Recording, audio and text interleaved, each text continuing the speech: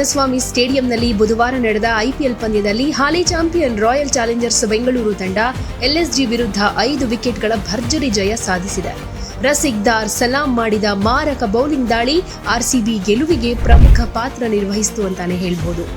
ಈ ವೇಗಿ ರಸಿಕ್ ಸಲಾಂದಾರ್ ಅವರು 4 ಓವರ್ ಬೌಲಿಂಗ್ ಮಾಡಿ ಕೇವಲ 24 ರನ್ಗಳನ್ನಷ್ಟೇ ಕೊಟ್ಟು 4 ವಿಕೆಟ್ ಕಬಳಿಸುವ ಮೂಲಕ ಎಲ್ಎಸ್ಜಿ ತಂಡವನ್ನ ಕಮ್ಮಿ ರನ್ಗೆ ಕಟ್ಟಿ ಹಾಕುವುದಕ್ಕೆ ಮೇನ್ ರೋಲ್ ಪ್ಲೇ ಮಾಡಿದ್ರು. ಇವರ ಅತ್ಯುತ್ತಮ ಬೌಲಿಂಗ್ ಪ್ರದರ್ಶನದ ನೆರವಿನಿಂದ ರಾಯಲ್ ಚಾಲೆಂಜರ್ಸ್ ಬೆಂಗಳೂರು ತಂಡ ಬುಧವಾರ ನಡೆದ ಐಪಿಎಲ್ ಪಂದ್ಯದಲ್ಲಿ ಲಕ್ನೋ ಸೂಪರ್ ಜೈಂಟ್ಸ್ ವಿರುದ್ಧ 5 ವಿಕೆಟ್ಗಳ ಭರ್ಜರಿ ಜಯ ದಾಖಲಿಸಿದೆ. ಟಾಸ್ ಗೆದ್ದು ಆರ್ಸಿಬಿ ಮೊದಲು ಬೌಲಿಂಗ್ ಸೆಲೆಕ್ಟ್ ಮಾಡಿಕೊಳ್ತು. ಅದರಂತೆ ಮೊದಲು ಬ್ಯಾಟ್ ಮಾಡಿದ ರಿಷಬ್ ಪಂತ್ ನಾಯಕತ್ವದ ಎಲ್ಎಸ್ಜಿ 20 ಓವರ್ಗಳಲ್ಲೇ ತನ್ನೆಲ್ಲ ವಿಕೆಟ್ ಕಳೆದುಕೊಂಡು 146 ರನ್ ಗಳಿಸೋದಕ್ಕಷ್ಟೇ ಸಾಧ್ಯ ಆಗಿದ್ದು. ಸೊ ಈಗ ಆರ್ಸಿಬಿ ಅಂಕಪಟ್ಟಿಯಲ್ಲಿ ಅಗ್ರಸ್ಥಾನವನ್ನ ಗಳಿಸಿದೆ. ಆರ್ಸಿಬಿ ಪರ ಬೌಲರ್ಗಳು ಎದುರಾಳಿ ಎಲ್ಎಸ್ಜಿ ಬ್ಯಾಟರ್ಗಳ ವಿರುದ್ಧ ಅಕ್ಷರಶಃ ಅಬ್ಬರಿಸಿದ್ರು.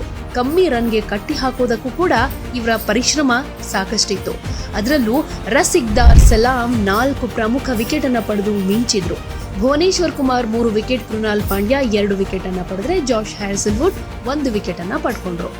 ಇನ್ನು ಎಲ್ಎಸ್ಜಿ ಕೊಟ್ಟಂತ ಸುಲಭವಾದ ಗುರಿ ಬೆನ್ನಟ್ಟಿದ ಆರ್ಸಿಬಿ ಪರ ಆರಂಭಿಕ ಆಟಗಾರ ವಿರಾಟ್ ಕೊಹ್ಲಿ 49 ರನ್ಗಳ ಜವಾಬ್ದಾರಿಯುತ ಬ್ಯಾಟಿಂಗ್ ಪ್ರದರ್ಶನ ಮಾಡಿ ತಂಡಕ್ಕೆ ಆಧಾರವಾದರು.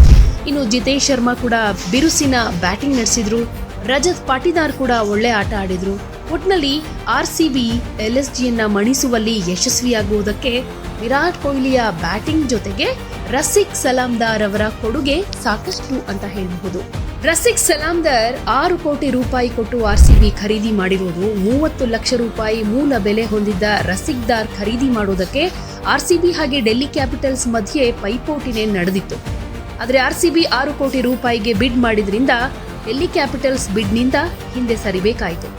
ರಸಿಕ್ ದಾರ್ ಜಮ್ಮು ಹಾಗೆ ಕಾಶ್ಮೀರದ ಹಳ್ಳಿಯೊಂದರಲ್ಲಿ ಏಪ್ರಿಲ್ 5, 2000ಕ್ಕೆ ಹುಟ್ಟಿದ್ದು. ವೇಗದ ಬೌಲಿಂಗ್ ಮೂಲಕ ದೇಶೀಯ ಕ್ರಿಕೆಟ್ನಲ್ಲಿ ಗಮನ ಸೆಳೀತಾ ಇರೋ ಕ್ರಿಕೆಟಿಗ ಇವರು. ಜಮ್ಮು ಕಾಶ್ಮೀರ ತಂಡದ ಪರವಾಗಿ ಆಡೋ ಇವರು ಭಾರತದ ಅಂಡರ್ 19 ತಂಡವನ್ನು ಕೂಡ ಪ್ರತಿನಿಧಿಸಿದ್ದಾರೆ.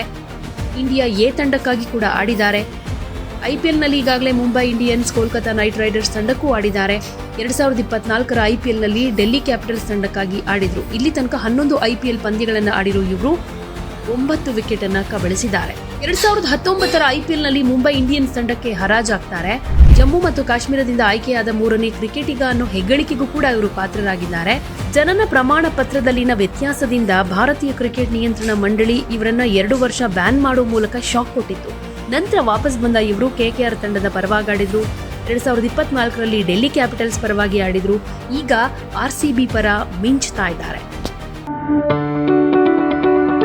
ಯಾವುದೇ ಸುದ್ದಿಯ ಅಪ್ಡೇಟ್ ಅನ್ನ ಮಿಸ್ ಮಾಡ್ಕೊಳ್ಬಾರ್ದು ಅಂದ್ರೆ ಈಗ್ಲೇ ಒನ್ ಇಂಡಿಯಾವನ್ನ ಸಬ್ಸ್ಕ್ರೈಬ್ ಮಾಡಿ. ನಿಮಗೆ ಬೇಕಾದ ಭಾಷೆಯಲ್ಲಿ ಎಲ್ಲಾ ಸುದ್ದಿ ತಿಳಿಬೇಕು ಅಂದ್ರೆ ಒನ್ ಇಂಡಿಯಾ ಆಪ್ ಅನ್ನ ಡೌನ್ಲೋಡ್ ಮಾಡ್ಕೊಳ್ಳಿ.